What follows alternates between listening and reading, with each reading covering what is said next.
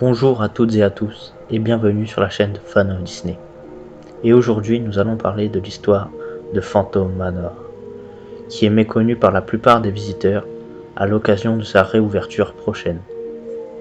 Cette histoire se déroule en 1860. Henry Ravenswood s'installe à Thunder Mesa, une petite ville de l'Ouest américain, à la recherche de ce que tout homme désire à cette époque, de l'or. Il devient si riche qu'il devient propriétaire de la Thunder Mesa Mining Company. Il rencontre alors celle qui deviendra sa future femme, Martha Ravenswood. Henry fit donc bâtir un gigantesque manoir de style victorien sur les hauteurs de la mine sur la colline légendaire de Boot Hill, la colline dépendue par les pieds.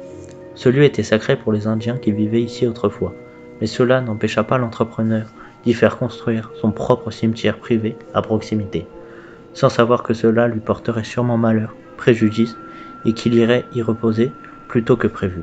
Martha Ravenswood donna naissance à une petite fille du nom de Mélanie. Cette petite fille pleine d'innocence devint une jolie et ravissante jeune femme, douce et candide. Elle tomba amoureuse d'un mineur travaillant pour son père. Un grand mariage fut donc organisé et cet événement devint le sujet de conversation principal à tout Thunder Mesa. Mais à l'approche de la date fatidique, un premier drame eut lieu. Avant la date du mariage, les deux amants prévoyaient de quitter le manoir. Mais il en était hors de question pour Henry Ravenswood.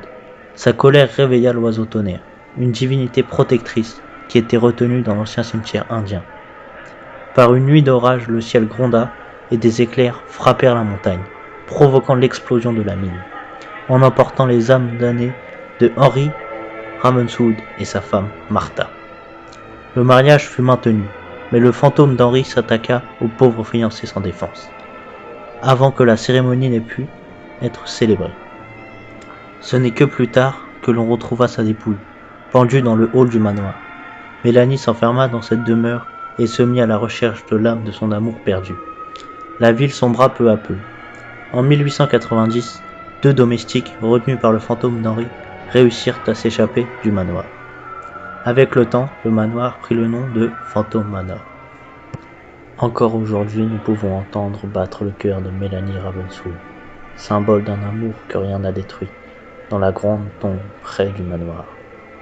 Donc la prochaine fois que vous passez devant le manoir, repensez bien à cette histoire et faites attention à ne pas tomber sur le fantôme d'Henry Ravenswood.